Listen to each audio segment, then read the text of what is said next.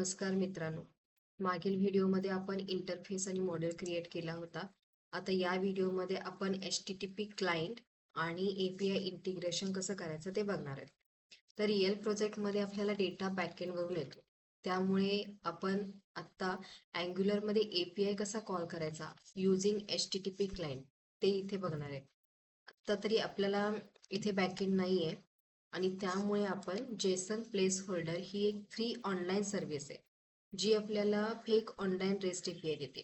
म्हणजे इंडस्ट्रीमध्ये याचा टेस्टिंगसाठी खूप यूज होतो.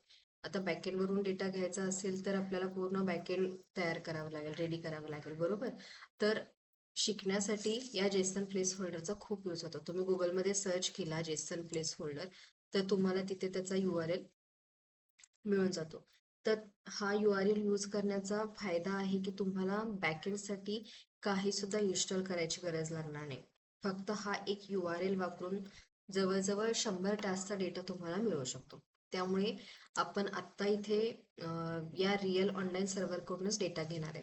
तर इथे तुम्ही या फाईलला ओपन करून बघितलं तर हा फेक API असल्यामुळे इथे रॅन्डम डेटा असतो. म्हणजे युजर ID जसं आपल्या टास्क मॉडेलमध्ये युजर ID नाही आहे, फक्त ID आहे, टायटल आहे आणि स्टेटसच्या ठिकाणी आपल्याला कम्प्लिटेड आहे. तर हे आपल्याला बाइंड करायचं असेल म्हणजे डेटा गेट करण्यासाठी तर आपल्याला गेट मेथडमध्ये आत्ता टेम्पररी मॅप करावं लागेल, जे की रिअल प्रोजेक्टमध्ये आपण मॅप गेट करताना नाही यूज करत कारण का डेटा बॅकएंड वरून येत असतो. मॅपिंगचा अर्थ काय बाबा, जो काही डेटा आपल्याला मिसमॅच असेल तर त्या हिशोबाने म्हणजे सपोज की आता इथे युजर ID फेक API मध्ये युजर ID आहे पण आपल्या इथे फक्त ID आहे तर आपण इथे यातला फक्त ID घेतला, बरोबर. आता इथे जे टायटल आहे टायटल मध्ये टायटल मिस मॅच झाला, आता इथे कम्प्लिटेड पण आपण इथे यूज केलेला आहे स्टेटस, तर स्टेटसला ह्याप्रमाणे आपण मॅप केलं आणि डेट मध्ये आपण न्यू डेट. आता इथून जेसन प्लेस होल्डर मधून डेटा घेत असल्यामुळे आपल्याला याची काय गरज नाही आहे, जे आपण डमी डेटा बनवला होता, बरोबर. आता HTTP क्लायंट कसा यूज करणार, तर हे स्टँड अलोन कॉम्पोनंट असल्यामुळे आपल्याला ऍप कॉन्फिग फाईल मध्ये प्रोव्हाइड HTTP क्लायंट हे ऍड करावं लागेल. आणि आता याचा उपयोग आपल्याला कुठे होणार, जे आपण क्रिएट केलेली सर्व्हिस आहे तिथेच आपण गेट मेथड आणि ऍड मेथड लिहिली आहे तर तिथे आपल्याला यूज करायचं आहे. त्यामुळे ती आपण कन्स्ट्रक्टर मध्ये इंजेक्ट केली. आता इंटरव्ह्यू मध्ये विचारू शकतात की HTTP क्लायंटचा यूज काय होतो, तर HTTP क्लायंट काय करतो तर बॅकएंड API ला रिक्वेस्ट पाठवतो आणि रिस्पॉन्स मध्ये डेटा येतो आणि तो आपण UI ला शो करतो. तर इथे आपण ऑब्झर्वेबल यूज केलेला आहे. म्हणजे काय, तर बॅकएंड वरून येणारा असिंक डेटा हँडल करण्यासाठी ऑब्झर्वेबलचा यूज होतो. आणि मॅप कशासाठी, जो API डेटा आहे तो आपला टास्क मॉड्यूलच्या हिशोबाने त्याला त्याच्यामध्ये कन्वर्ट करतो. म्हणजे इथे जे आपण घेतलेले आहेत ID, टायटल, स्टेटस, तर त्याच्याप्रमाणे तिथे बाइंडिंग होतं. आता बघूयात आपण टास्क लिस्ट कॉम्पोनंट मध्ये जो आपण डेटा गेट करत होतो तो आधीच्या मेथड मध्ये काय करत होतो, तर डिरेक्ट टास्क सर्व्हिस मधून डेटा आपल्याला मिळत होता. पण आता आपण ऑब्झर्वेबल सबस्क्राईब केलेला आहे, मग त्यामुळे आपल्याला अशा पद्धतीने लिहावं लागेल. म्हणजे टास्क सर्व्हिस मध्ये तुम्ही ऑब्झर्वेबल यूज केलेलं आहे तर आपल्याला जिथे डेटा गेट करणार आहे तर तिथे तुम्हाला ते सबस्क्राईब करावं लागेल. जर सबस्क्राईब केलं नाही तर डेटा मिळणार नाही.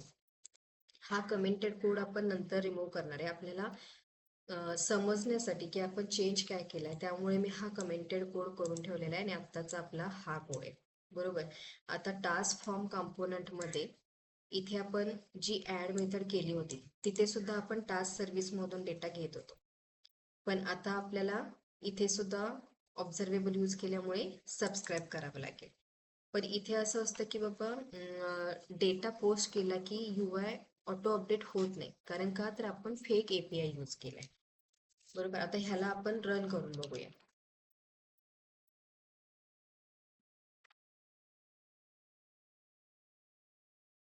अच्छा, आता हे रन केल्यानंतर तुम्ही बघितलं असेल की इथे आपल्याला डेटा दिसत नाहीये.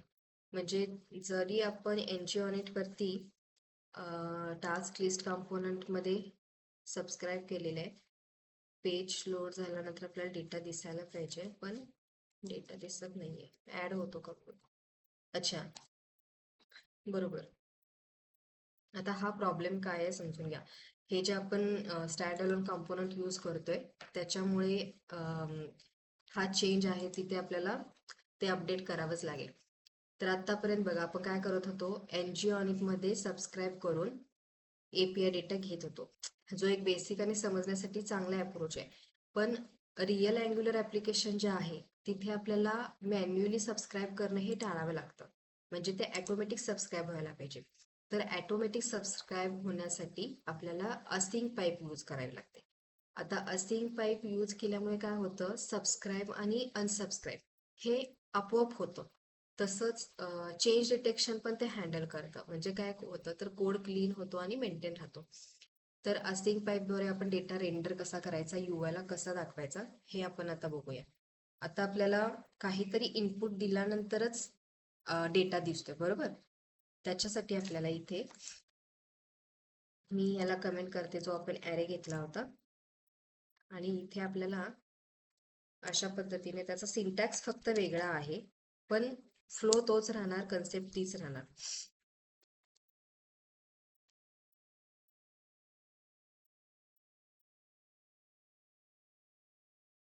टेबल, तर हे अशा पद्धतीने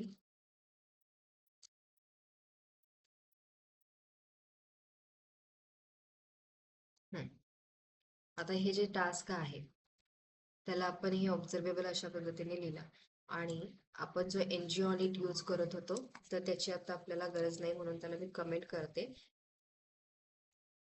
त्यामुळे आपल्याला ते कन्स्ट्रक्टर मध्येच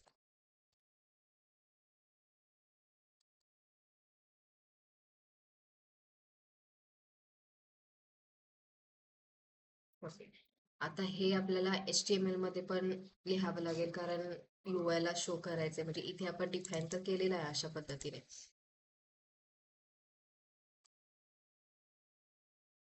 त्याचा सिंटॅक्स असे आता इथे @if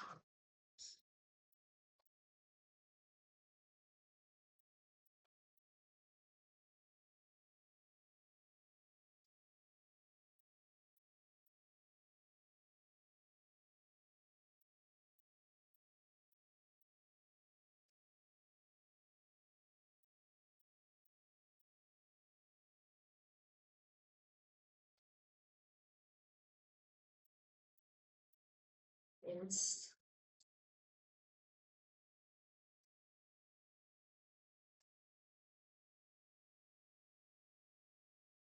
तर आता आपण आउटपुट काय ते बघा. आता आपल्याला असं दिसलं पाहिजे की आपण जेव्हा रन करतो त्यावेळेला आपल्याला डेटा गेट झालेला पाहिजे, कारण आपण असिंक पाईप यूज केलेली आहे. आता हा अनकमेंटेड कोड आपण कमेंटेड कोड हा आपण नंतर रिमूव्ह करणार आहे, फक्त चेंज लक्षात येण्यासाठी आता तोपर्यंत आपण ठेवलेला आहे. इथे काय याला unexpected token async HTML file मध्ये. अच्छा, आपल्याला इथे असिंक पाईप ऑपरेटर यूज करावं लागेल. बघितलं आपल्याला सिंटॅक्स किती गरजेचं आहे. बघितलं इथे आपण पेज लोड केल्या केल्या आपल्याला डेटा दिसला.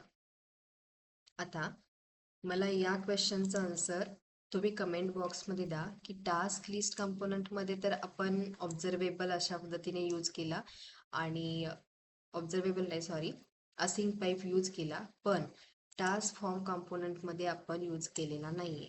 तर त्याचं रिझन काय असेल, तुम्ही थोडस रीड करा किंवा कुठून R&D करा याच्यावरती, म्हणजे तुम्हाला ते समजेल की आपण का यूज नाही केलं. नेक्स्ट व्हिडिओमध्ये तर मी त्याचा नक्की आन्सर देणार आहे तुम्हाला, पण तुम्ही ॲज अ टास्क म्हणून ते तुम्ही करू शकता. तर नेक्स्ट व्हिडिओमध्ये आपण राउटिंग शिकणार आहोत. ही कन्सेप्ट थोडीशी म्हणजे टास्क असिंक पाईप यूज करणं किंवा आपण Jason place holder fake API use करणं हे थोडंसं वेगळं वाटू शकतं, डिफरंट वाटू शकतं, पण ॲज अ प्रॅक्टिस किंवा फक्त कन्सेप्ट क्लिअर होण्यासाठी आपल्याला हे करावं लागेल. कारण आत्ता बॅकएंड रेडी करू मग मग सगळं इंटिग्रेशन करणं खूप वेळ जाणार. त्यामुळे फक्त कन्सेप्ट क्लिअर करून घ्या. ॲज इट इज जेसर प्लेस होल्डरमध्ये जसा डेटा आहे तसाच आपल्याला बॅकएंडवरून डेटा मिळत असतो. तो फक्त इथे मी मॅप केलेला आहे. तर तुम्ही हे सगळं प्रॅक्टिस म्हणून करून बघा. काही डाऊट असेल तर विचारा आणि भेटूया नेक्स्ट व्हिडिओमध्ये. चॅनलला सबस्क्राईब करायला अजिबात विसरू नका. Thank you so much.